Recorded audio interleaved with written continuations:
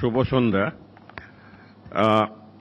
আমি এই নিয়ে বোধহয় দুবার বা তিনবার এই বিষয়ে এখানে বলতে এসেছি, কেন আমার মনে হচ্ছে যত দিন যাচ্ছে জটিলতা বাড়ছে, জটিলতা কম হওয়ার থেকে বাড়ছে। আমার খুব ভালো লাগলো ওই বিএলও স্বপন মণ্ডলের কথা শুনে, তার কনফিডেন্স দেখে খুব ভালো লেগেছে, কারণ আমি তো ওদের দপ্তরে কাজ করেছি।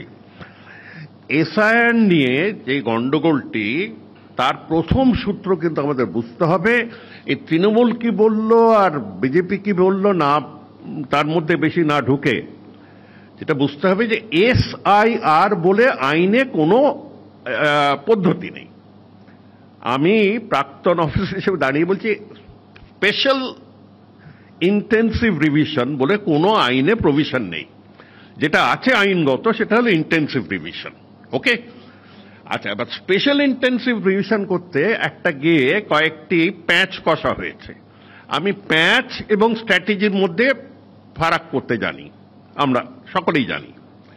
প্যাচটা হলো যে প্রথমে বলা হলো যে বেসিক ডকুমেন্ট আমরা যেগুলোকে বলি, আপনার বেসিক ডকুমেন্ট কি? সব জায়গায় আধার কার্ড লাগান, কোথাও লাগালে বাড়ির একটা কোনো বিল দেখিয়ে দেন, এটাই তো চলে যাচ্ছে এত বছর।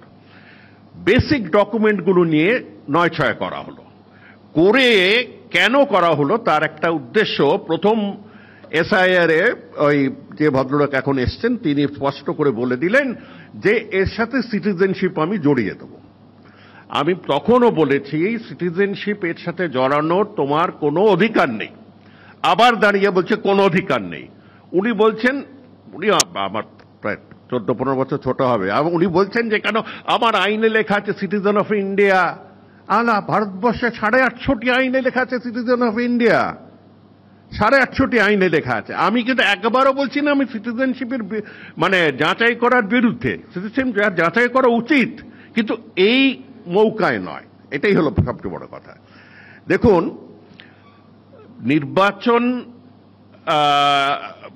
নির্বাচনে অংশগ্রহণ করা আমাদের দায়িত্ব, যেরকম নির্বাচনী দপ্তর আমাদের একটি সেবা দিচ্ছেন, সেই সেবাটাকে উল্টে দিয়ে একটা আতঙ্কে পরিণত হয়েছে।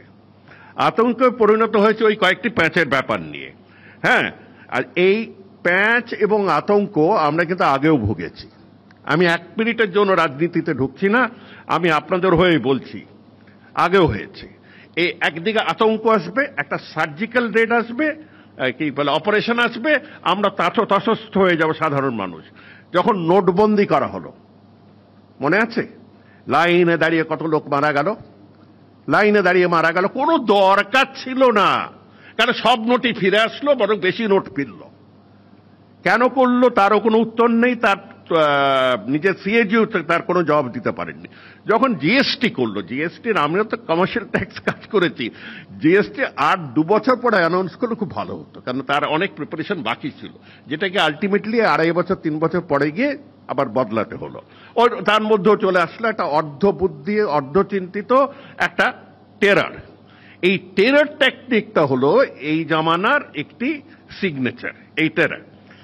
হ্যাভিং সেড দ্যাট, আমার কিরকম মনে হচ্ছে যে 2024 রোলে যদি এত জল মেলানো থাকে, তবে 2024 যিনি জিতেছেন, যারা জিতেছে তারা সবাই ভোর ওপর জিতেছে, তারা সবাই ভোর ওপর জিতেছে। তবে তাদের সকলকে রিকল করা যাক, আর একবার ভোট করা যাক, ওই শুদ্ধিকরণ করে গোবর দিয়ে ভগবান জানে কি কি করে আবার করা যাক। আসল কথা, মনে প্রাণে একজন মানতে পারেননি 2014-তে এত ভারী কমবে। তারপরে আরম্ভ করেছে একটি টেকনিক যে এরপরের ইলেকশনে যেন আমার মনোপ্রুত রোল থাকে, আমার মনোপ্রুত রোল, এটা আমি একদম স্পষ্ট বুঝতে পেরেছি। এবার চলে আসছে এক কয়েকটা উদাহরণে। ফরেনার নাকি ঘুরে বেড়াচ্ছে চারিদিকে, ফরেনার ঘুরে বেড়াচ্ছে। বিহারে প্রথম শুরু হলো ফরেনার নিয়ে, আমি তখন ইলেকশন কমিশনের সাথে একটু কথাও বলতাম, তা তারা বললো না স্যার আপনি বোঝেন না, খুব ফরেনার। তার আগে যদি আপনাদের মনে থাকে, সে কাশ্মীর থেকে কন্যাকুমারী অমিত শাহ ডিপার্টমেন্ট অর্ডার দিয়েছিল যেখানে বাঙালি পাবে সেখানে ঠেকাবে। যে বাংলাতে কথা বলতে পরিযায়ী শ্রমিক সে মার খেয়েছে, কেরালার মতন স্টেশনে মার খেয়েছে, তামিলনাড়ুতেও মার খেয়েছে, কারণ অর্ডার, পুলিশের হাতে অর্ডার দিয়ে দিলে পুলিশ তো তখন আর রং দেখে না, ঢং দেখে না, দাঁড় করেছে। কটা পেয়েছে? কটা বাংলাদেশি খুঁজে পেয়েছে? কটা বাংলাদেশি খুঁজে পেয়েছে? এই যে শত শত শত ভদ্রলোকের গায়ে হাত দেয়নি, যারা চাকরি করছে টাই স্যুট পরে তাদের কারো গায়ে হাত দেয়নি, পরিযায়ী শ্রমিকদের উপর তারা করলো। একটা বাঙালি বিদ্বেষ স্পষ্ট হয়ে যাচ্ছে।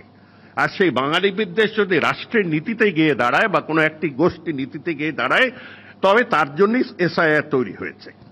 এবার বিহারের কথা সুমন তুলেছিলেন, আমি বিহারের যে রেজাল্টটা পেয়েছি সেটা বলছি। বলা হয়েছিল না বিহারে সব বাংলাদেশি ধরার জন্য আমরা স্পেশাল ইনভেস্টিগেশন করব, সিটিজেনশিপ করব, কোর্টে কাছারি সুপ্রিম কোর্ট কথা কি হলো? বিহারে পাওয়া গেছে পার 1000 12 জন সাসপেক্টেড ফরেনার, সাসপেক্টেড ফরেনার পার 1012। আর তার সাথে সাথে বিহার গভর্নমেন্ট এবং ইলেকশন কমিশন বলছেন 7 or 8 আর নেপালিজ। কারণ বিহার তো নেপালের সংলগ্ন, নেপালের ওই মালয়েশিয়া অঞ্চলের থেকে বিহারেই নেবে। তার মানে যেটা বলার চেষ্টা করছে, মেরে কেটে 5 out of 1000 বিহারে বাংলাদেশি পেয়েও থাকতে পারে। 5। আচ্ছা, এখানেও যে বাংলাদেশি নেই আমরা একবার বলছি না, please don't misunderstand me. Bangladeshi যেখানে আছে সেখানে তাদেরকে হয় রেগুলারাইজ করতে হবে, নাহলে তাদেরকে এক্সপেল করতে হবে, করতেই হবে, কারণ এর ভয় না। কিন্তু আপনারা দেখুন, একটা আমেরিকা এখন একটা প্রায় বর্বর স্টেটে পরিণত হয়ে গেছে ট্রাম্পের আমলে। যেই সকাল একটা নীতি, বিকেল একটা নীতি, একটা অত্যাচারের দমনের নীতি চলছে, সেখানেও কিন্তু তারা সারা রাজ্যে সারা রাষ্ট্রের লোককে হেনস্থা করছে না। তারা আইসি বলে একটা দস্যু দপ্তর তৈরি করেছে, যারা চিলের মতো ঝাঁপিয়ে পড়ে কিছু লোককে তুলে জেলে ফেলে দেয়। আমাদের এখানে প্রতিটি গ্রামের প্রতিটি লোককে বলেছে যে তুমি কাপড় খুলে দাঁড়াও, আমি ব্যাপারটা একটু বুঝে নিই, যে কয়েকটা লোককে খুঁজে বার করব। আমি বারংবার বলছি সিটিজেনশিপের ব্যাপারে we must take a positive decision. কিন্তু সিটিজেনশিপের যে নতুন অ্যামেন্ডমেন্টটি হয়েছে, আমরা যেটা পার্লামেন্টে বাধা দিয়েছিলাম তখন, সেই সিটিজেনশিপ অ্যামেন্ডমেন্টটা বাধাটা কিসের জন্য? বাধাটা হলো, হুজুর আপনি ওরমভাবে ডিসক্রিমিনেট করতে পারেন না। সংবিধানের আর্টিকেল 14 বলেছে যে এই ধর্ম উপর আপনি ডিসক্রিমিনেট করতে পারেন না। আর সেই চিন্তাধারা আমি আজ অব্দি রাখছি।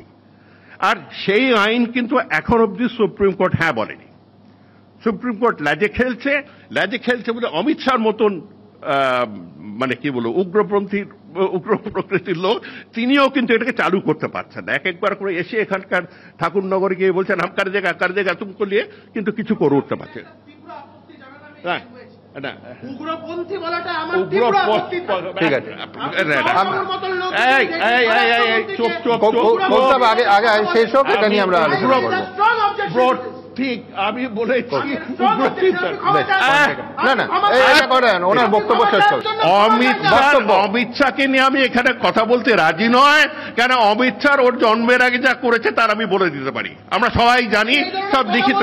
আপনি এর মধ্যে ডিস্টার্ব করবেন না।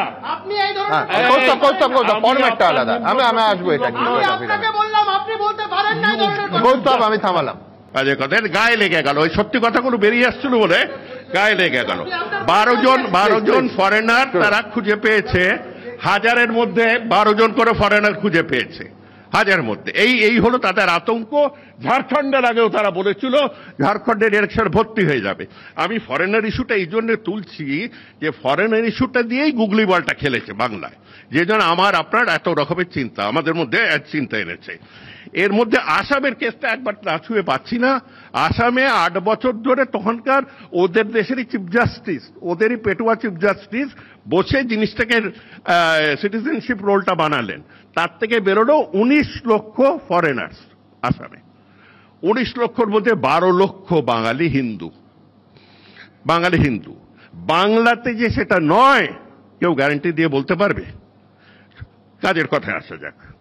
বিএলওদের ওপর যে অমানবিক চাপ ফেলেছে সেটা কিন্তু আমাদের আমলে, আমরা যখন এই চালিয়েছিলাম তখন এরকম টাইপের লোক ছিল না। যাই হোক, যারা আজকে চেঁচামেচি করছে তাদের এইটুকু সংখ্যা ছিল। তারা বিএলওরা তামিলনাড়ু স্ট্রাইকে গেছে, কেরালা তো স্ট্রাইক করছে ইত্যাদিতে।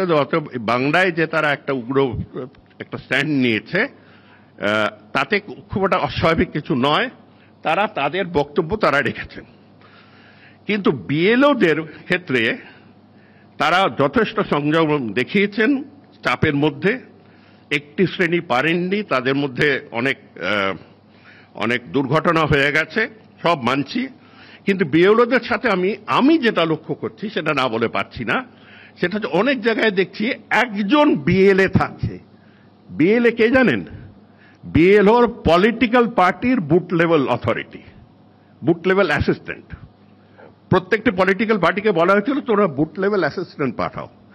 বুথ লেভেল অ্যাসিস্ট্যান্ট আমরা যখন যে কজনকে দেখেছি, খবর নিচ্ছি, শুধু একজন, আর সে একজন হচ্ছে তৃণমূল কংগ্রেসের সমর্থক। এখন তারা যদি সাথে সাথে সব জায়গায় যায়, প্রভাবিত করার একটা সুযোগ থাকলেও থাকতে পারে, এটা আমাদের সাবধান থাকতে হবে। তারা যদি সবসময় যায় তাদের সাথে, এইটা যেন বিএলও ভাইদের একটাই আমার অনুরোধ, যে প্রভাবিত হবেন না। সিইও থেকে নিয়ে বিএলও অব্দি কেউ যদি প্রভাবিত হয়, ভারতবর্ষের রিয়াকশন কিন্তু চলতে পারে না। হ্যাঁ, আবার শুনছি, আমি আমার পুরোনো অফিস সিইও অফিসে জিজ্ঞেস করছিলাম, তারা বলছিল না বিজেপিও দিয়েছে, তারা দিয়েছে ওই কয়েকটি রাজ্যে যেখানে তারা মুসলিম বেশি মনে করে। আর চরিত্র, ধর্মনিরপেক্ষতা, ধর্মান্ধতা, এগুলো নিয়ে তো এখানে আলোচনা কোনো লাভ নেই। এ তো রক্ত রন্ধে রন্ধে ঢুকে আছে।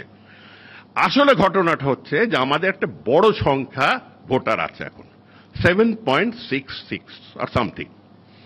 আমাদের 10 কোটির একটু উপরে, 18 ঊর্ধ্ব যদি আপনি পপুলেশনটা ধরেন, তবে কিন্তু এই পপুলেশনে এসে দাঁড়াচ্ছে। কিন্তু আপনি 2002-এর সাথে ধরেন, দেখবেন প্রচুর বেড়ে গেছে। অতএব কি হতে পারে এই অপারেশনে? কি হতে পারে এই অপারেশনে? কি হওয়া উচিত? এক নম্বর হলো, প্রচুর ডেড অ্যান্ড মিসিং ভোটার আছে, এগুলো এলিমিনেট করে দিতে হবে।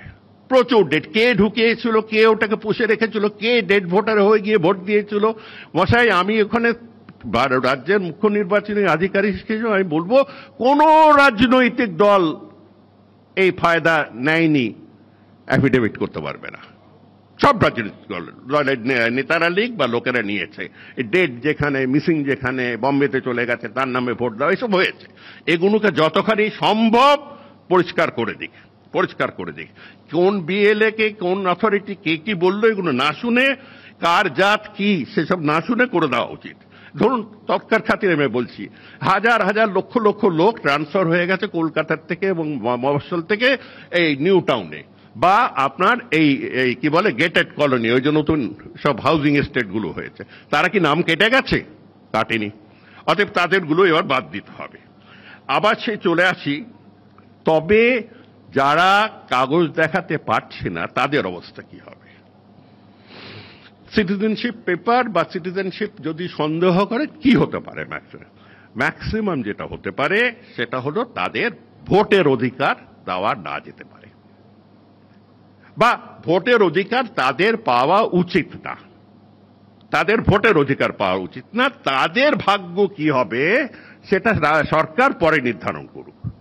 কিছু তো আছেই। কেন ওপেনলি বলছে তো, মতুয়া ভাইয়েরা বলছে যে আমাদের মধ্যে লাইন করে দাঁড়িয়ে আছে সার্টিফিকেট পাওয়ার জন্য। তার মানে কি 2014 পরে তারা কাগজপত্র এসছে, তাদের কাগজপত্র নেই। মতুয়া ভাইদের ক্ষেত্রে যেটা হয়েছে, সেটা আপনার মুর্শিদাবাদ ভাইদের ক্ষেত্রে তাই হয়ে থাকতে পারে, একই হয়ে থাকতে পারে। তাদের ভাগ্য নির্ধারণ করুন সুপ্রিম কোর্ট এবং পরবর্তীকালে citizenship department.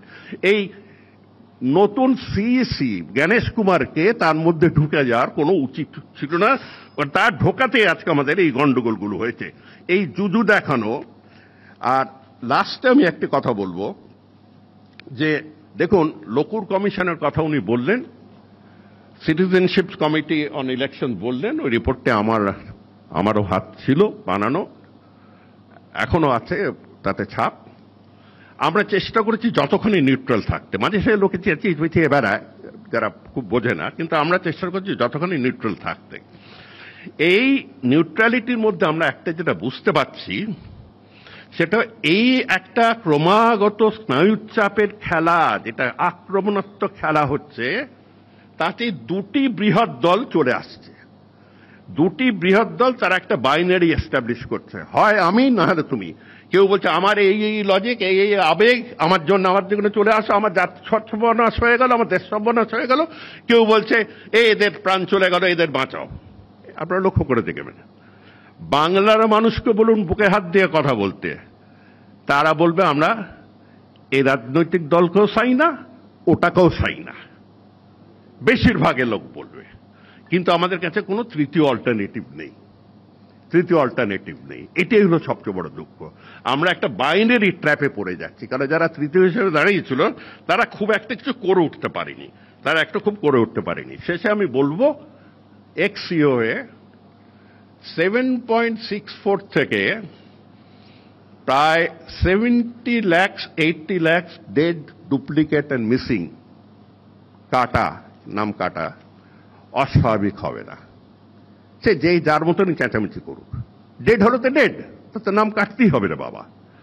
Dead, duplicate, transferred voter তাদের নাম বাদ দিতেই হবে। আবার নতুন যারা ভোটার এসছে তাদেরকে আমাদের গ্রহণ করতে হবে। অতএব ফিগারটি আমার নিজের আন্দাজ 7.64 থেকে কিছুখানি কমে আসবে, নেট অ্যাডিশনটা কিছুখানি কমে আসবে। সেই নিয়ে যেন রাজনীতিকে এমন একটা নোংরা স্থলে নিয়ে না যাওয়া হয় যেখানে লোকের সুইসাইড করতে হয়, লোকের আঘাত পেতে হয়। সাধারণ মানুষ তার একটা নাগরিক দায়িত্ব আছে, তার একটি নাগরিক অধিকার আছে, সাংবিধানিক অধিকার আছে ভোট দেওয়ার। তাকে নিয়ে আর এত শকুনির পাশা খেলবেন না, এ বলে বক্তব্য শেষ করছি। এবিপি আনন্দ, এগিয়ে থাকে, এগিয়ে রাখে।